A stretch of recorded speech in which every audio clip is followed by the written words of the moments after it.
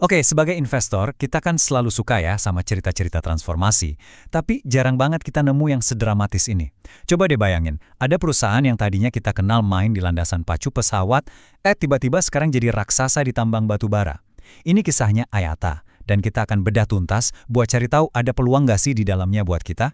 Nah, ini pertanyaan paling penting yang harus kita tanyain sebagai investor. Gimana caranya perusahaan yang tadinya ngurusin penerbangan bisa banting setir sejauh ini ke sektor energi? Dan yang lebih krusial lagi, langkah ini pinter nggak sih sebenarnya?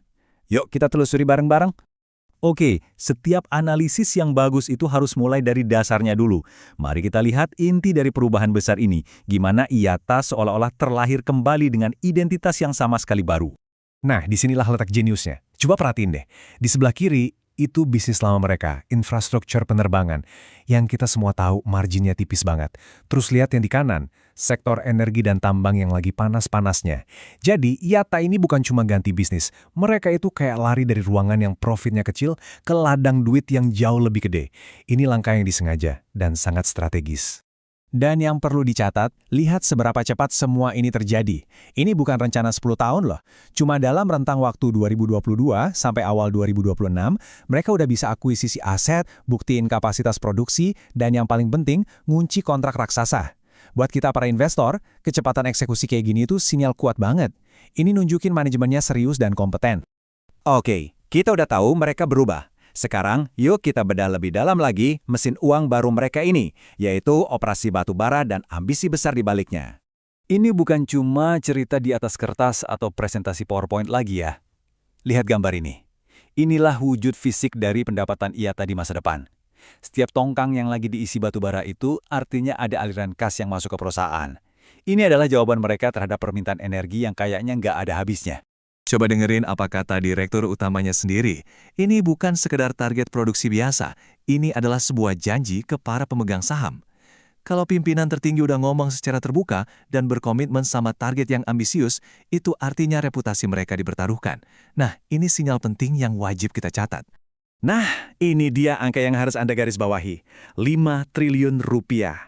Tapi bukan cuma angkanya yang gede, lihat siapa partnernya. KPP Mining, ini anak perusahaan grup Astra loh. Bisa dapat kontrak segede ini dari pemain sekaliber Astra itu ibarat dapat stempel validasi yang kuat banget. Ini bukti kalau Ayata udah dianggap pemain serius di industri ini. Inilah inti dari cerita pertumbuhannya. Kenaikan produksi 179% dalam setahun itu bukan lagi pertumbuhan. Itu namanya ledakan. Angka ini nunjukin tingkat agresi dan kepercayaan diri manajemen yang luar biasa tinggi terhadap bisnis baru mereka. Dan kalau kita lihat gambaran besarnya, ini target total mereka, 33,6 juta metrik ton selama 5 tahun.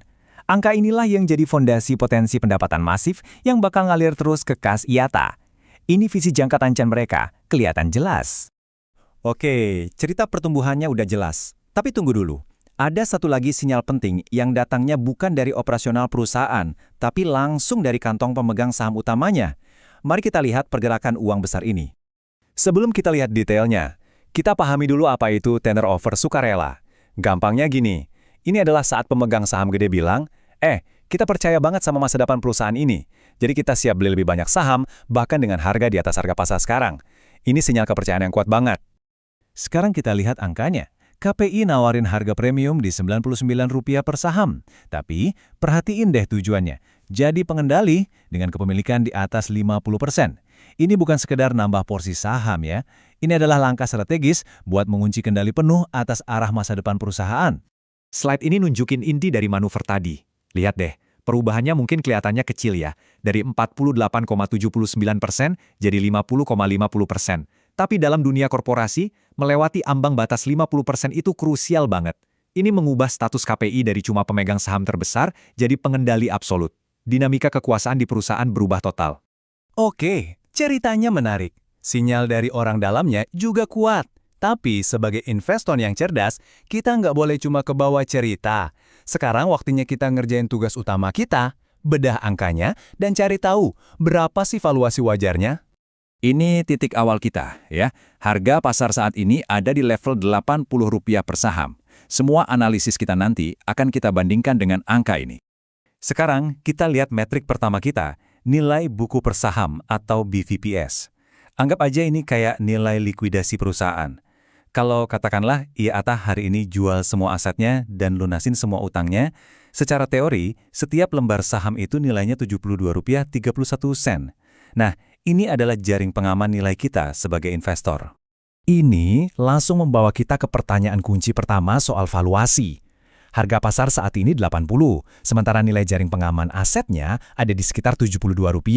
Wah, deket banget kan? Ini memaksa kita bertanya, jangan-jangan pasar belum melihat potensi pertumbuhan super besar yang udah kita bahas tadi. Apa? Jangan-jangan ada diskon atau nilai tersembunyi di sini?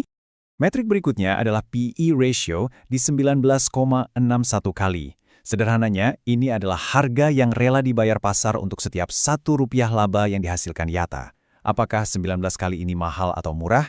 Itu relatif. Tapi ini ngasih kita gambaran gimana pasar menilai kemampuan perusahaan menghasilkan laba saat ini, ingat ya, saat ini, sebelum ledakan produksi yang mereka rencanakan itu terjadi. Tabel ini ibaratnya dashboard keuangan kita.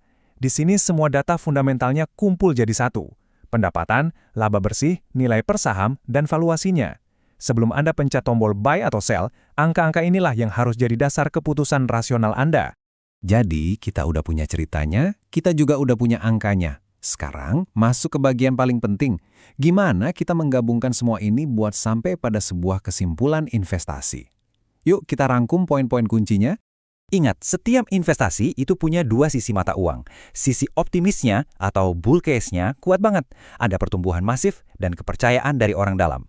Tapi kita juga harus realistis dengan sisi pesimisnya atau bear case-nya. Ada risiko harga komoditas yang naik turun, risiko eksekusi, dan juga faktor regulasi.